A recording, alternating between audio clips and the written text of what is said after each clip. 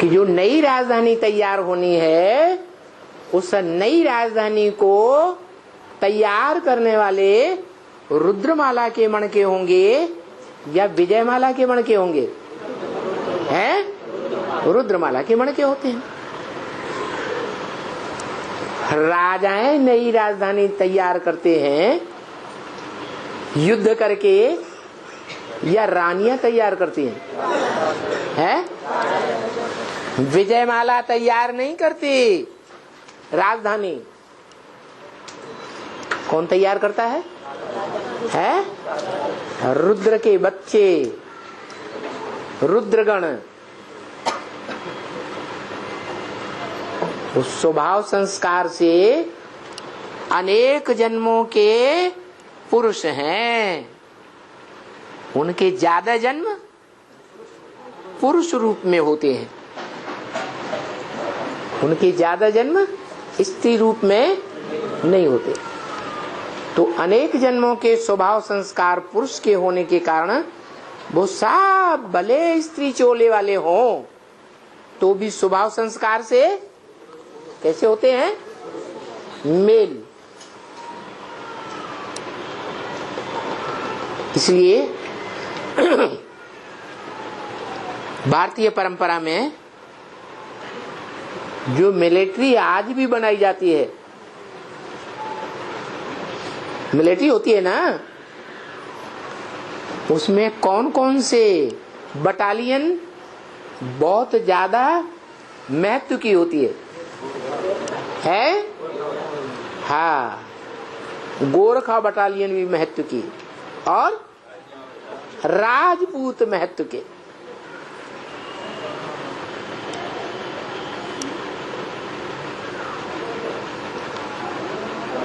तो ये सबसे जास्ती सेवा जहां से सूर्यवंशी आत्माएं निकले, कौन से देश की? नेपाल की। तो बताया कि रुद्रमाला से निकलता है नेपाल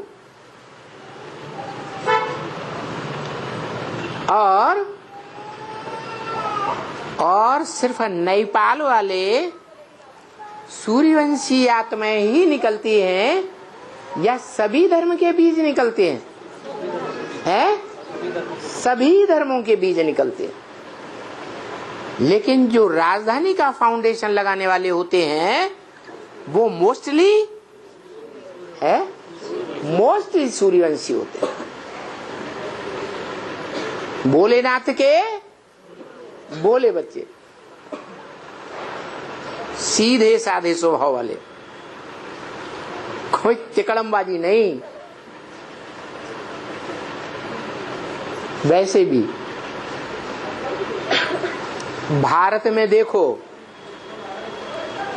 जो साहूकार संप्रदाय होते हैं वो अपने घर परिवार में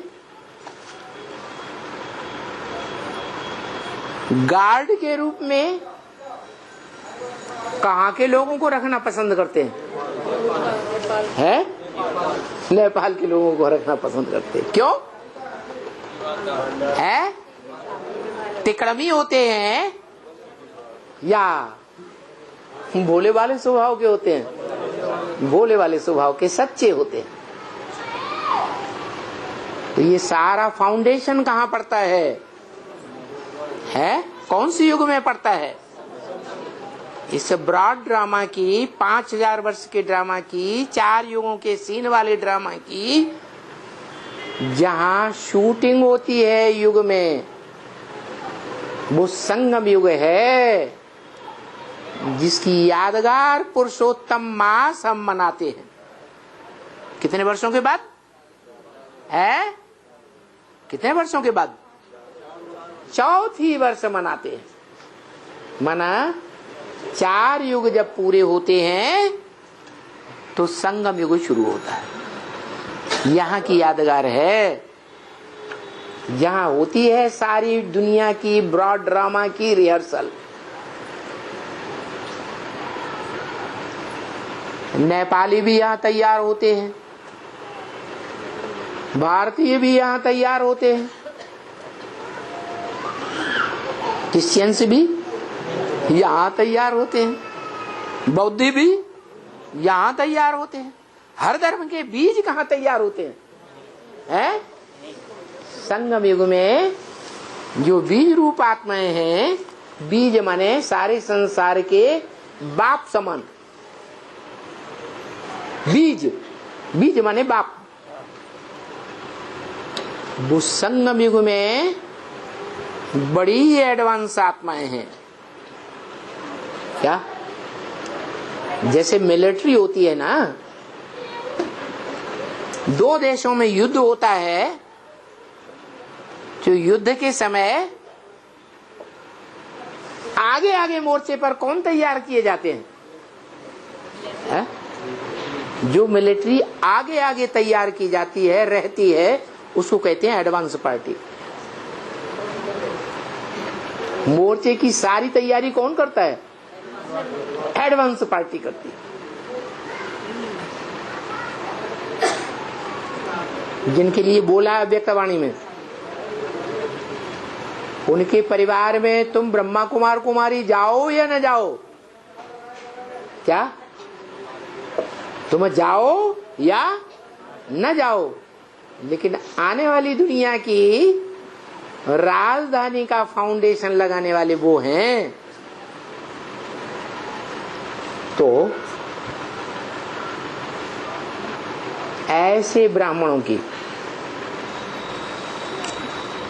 मूल रूप में जन्मदात्री कौन है? या कहो रुद्रमाला, रुद्रमाला का मुखिया कौन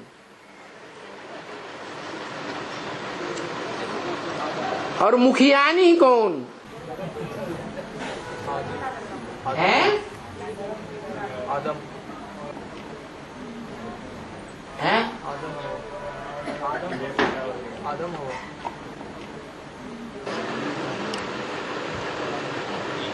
रुद्रमाला का मुखिया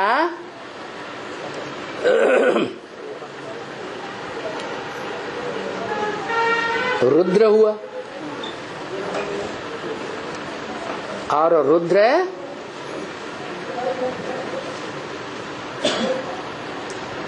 जो रुद्र हुआ उसका जन्म किससे?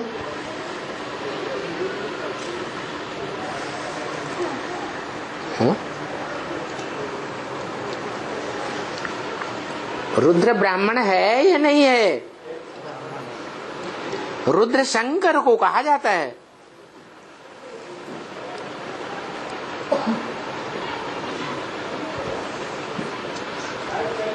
तो रुद्र है तो रुद्राणी भी होगी। वो कौन? जगदम्बा।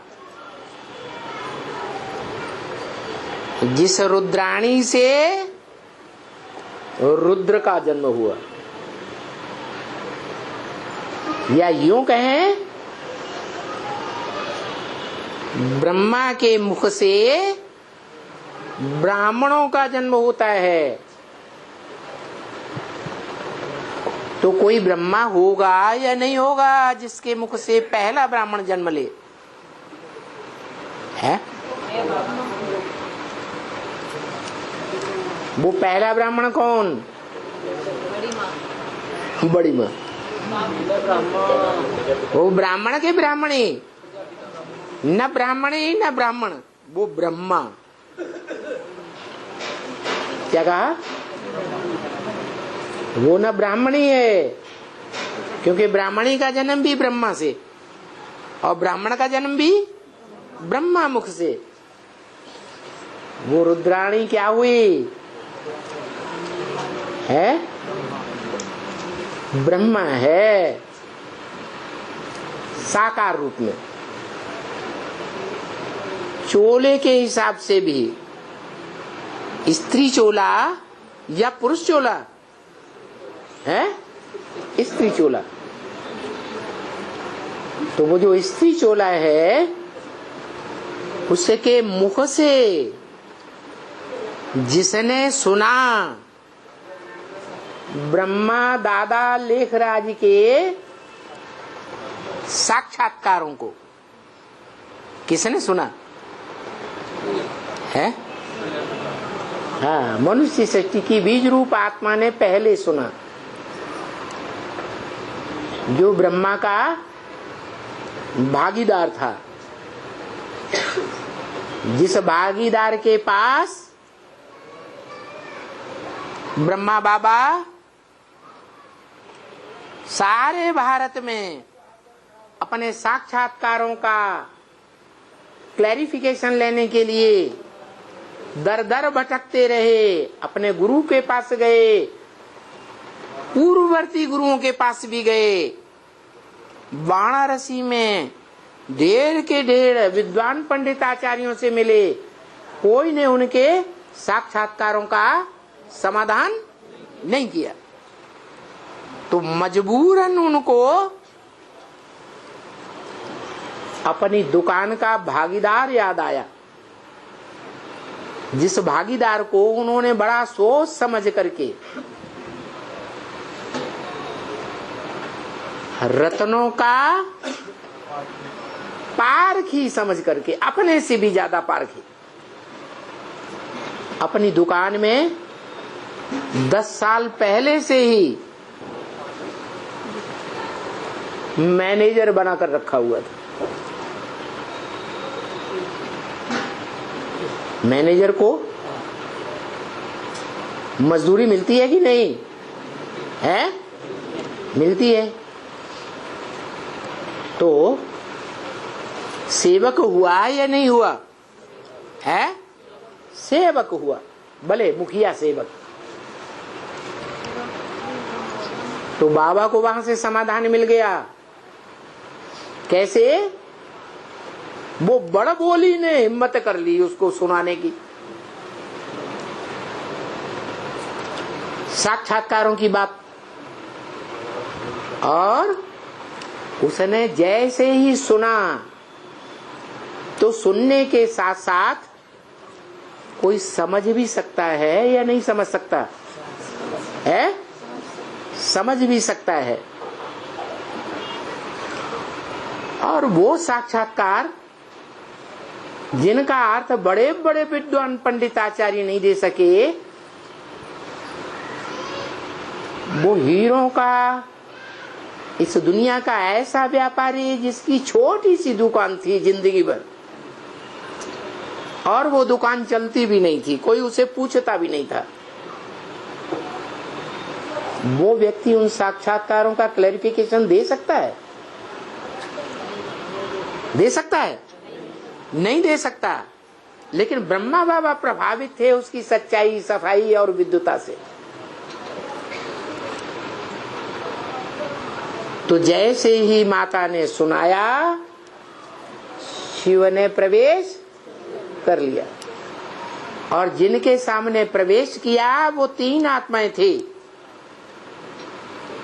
आदि में भी 3 और अंत में भी वो 3 ही संसार में प्रत्यक्ष होते हैं, जिनके नाम पर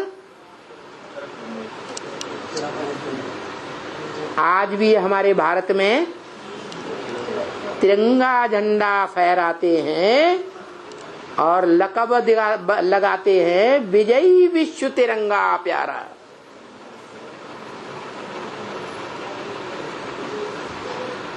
सारे विश्व पर विजय प्राप्त करने वाला 3 रंगों वाला कपड़े का झंडा।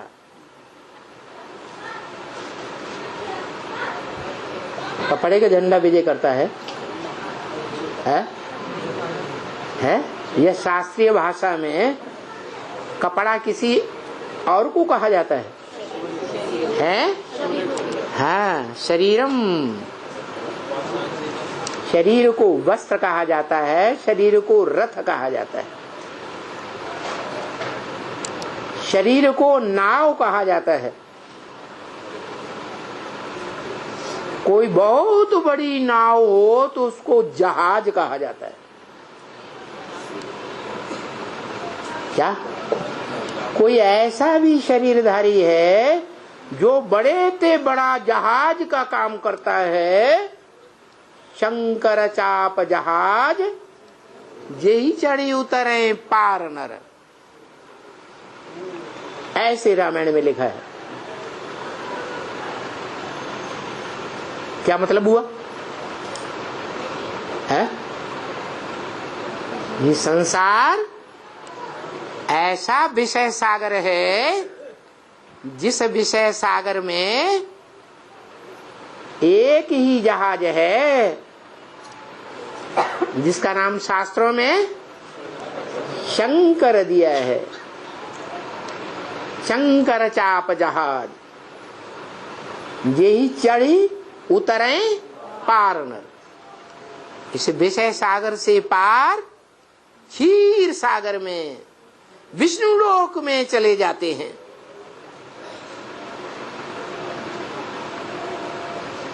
उसको जहाज भी कहते हैं, उसको चाप भी कहते हैं। चाप माने धनुष। ऐसा पुरुषार्थ रूपी धनुष है जिस पुरुषार्थ रूपी धनुष को रावण भी नहीं हिला सका। क्या क्या कहा? रावण भी हिला ही नहीं सका। अंगद का नाम दे दिया।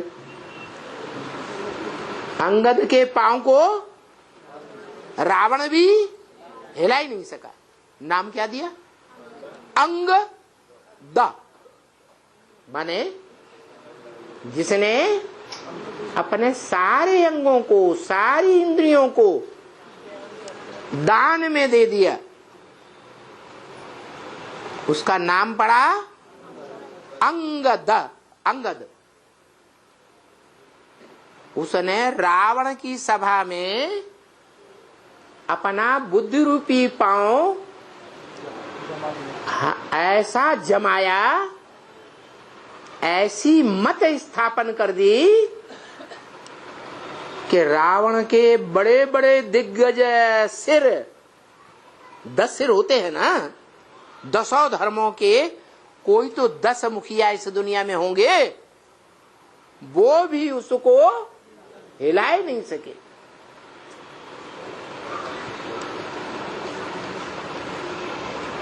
तो उसको धनुष भी कह दिया है।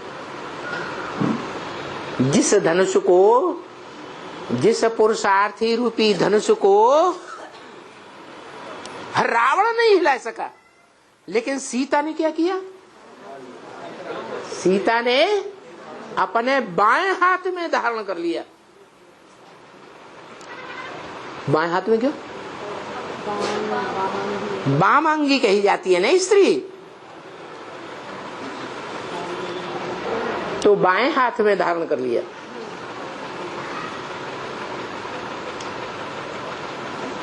वो चाप रूपी धनुष कहो, शरीर रूपी रथ कहो, वस्त्र कहो,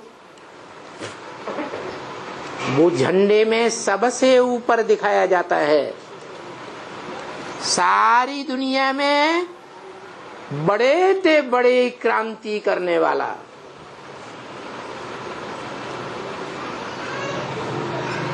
दुनिया में जब क्रांति होती है तो बड़े बड़े युद्ध होते हैं या नहीं होते हैं? हैं? बड़े बड़े युद्ध होने लग पड़ते, और युद्धों में लाल लाल खून बहता है या नहीं बहता है? हैं? बहता है। वो है स्थूल खून, स्थूल शरीर। स्थूल शरीर रूपी वस्त्र उन्होंने लाल दिखाई दिया। है चैतन्य की बात या जड़ की बात है? चैतन्य खून है संकल्पों का। ऐसा संकल्पों का गरम गरम खून जो सारी दुनिया में सब धर्मों के फॉलोअर्स में ऐसी क्रांति लाता है कि सब अपने अपने धर्म को भूलकर सारी दुनिया एक ही धर्म में कन्वर्ट हो जाती है। जो बोला स्वधर्मे निधनम से, स्व माने आत्मा, आत्मा के धर्म में मर जाना अच्छा। माने एक टाइम ऐसा आता है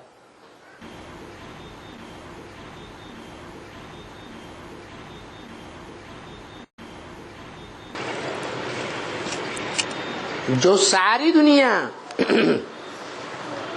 एक ही संकल्प में स्थिर हो जाती है। जो गीता का महामंत्र है क्या? मन मना भव, मेरे मन में समा जा। क्या है तेरे मन में? एक शिव बाप, ज्योति बिंदु, दूसरा ना कोई।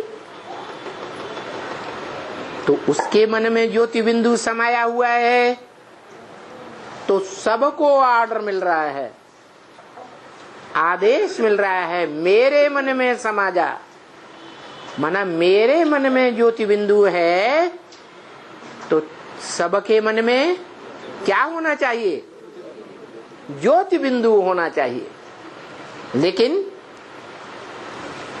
जन्म जन्मांतर जो ज्योति बिंदु आत्मा है वो निराकार को याद करने की आदि नहीं है, साकार संबंधियों को याद करने की आदि है। इसलिए परिचय दिया जाता है दुनिया को कि वो निराकार बाप जो सारी दुनिया के मनुष्य मात्र की आत्माओं का सिर्फ बाप है, दूसरा कोई संबंध नहीं है। वो निराकार जिस साकार में प्रवेश करता है तो अनेक प्रकार के संबंध बन सकते हैं। और संबंध साकार होते हैं या निराकार होते हैं? है साकार होते हैं। सभी संबंधों की अपने अपने प्रकार की अनुभूति, वो अनुभूति का रस अपने अपने प्रकार की इंद्रियों से लिया जाता है। तो बताया कि बिंदी को याद नहीं कर सकते, सूक्ष्म रूप को, छोटे रूप को याद नहीं कर सकते, तो क्या करो? बड़े रूप को ही याद करो। किसने कहा? है? शिव बाप ने कहा। शिव बाप को बड़ा रूप होता भी है? होता है? शिव बाप को तो बड़ा रूप होता ही नहीं। शिव बाप तो कितना भी पुरुषार्थ करे और पुरुषार्थ करने की उसे दरकार भी नहीं। वो तो है ही परम पुरुष। जब है ही ऑलरेडी परम पुरुष तो उससे बड़ा पुरुष कौन बनेगा? है? हाँ, तो वो नहीं कहता है क्या? नहीं, मन मना भव तो ठीक है बताया। हाँ, कि मेरे बड़े रूप को याद करो। उसका बड़ा रूप होता है? होता ही नहीं। जो कहता है छोटा रूप तुम्हें नहीं याद आता है ज्योति बिंदु, क्योंकि बिंदु को तो जितना छोटा बनाओ उतना छोटा बनेगा। इतना छोटा बन सकता है जो आज के वैज्ञानिक यंत्रों से छोटे छोटे कीटाणुओं को देख पाते हैं। ऐसा छोटा छोटी बिंदु बन सकता है। सूक्ष्माति सूक्ष्म, जैसे आत्मा, उसको कहते हैं अणोअणीयांसम, अणु से भी अनुरूप। अति सूक्ष्म, तो वो याद नहीं कर सकते हो तो क्या करो, मेरे बड़े रूप को याद करो। किसने कहा? शिव बाबा ने कहा।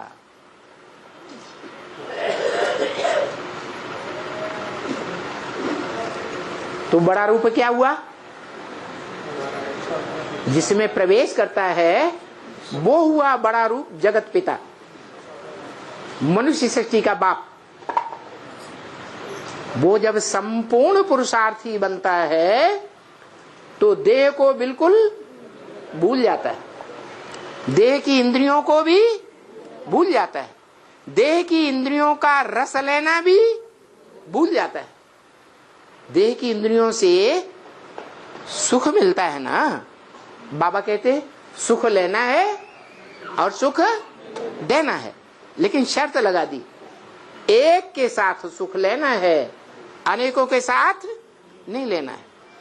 तो जो सुख लेना है वो सुख लेने की प्रक्रिया से परे चला जाता है।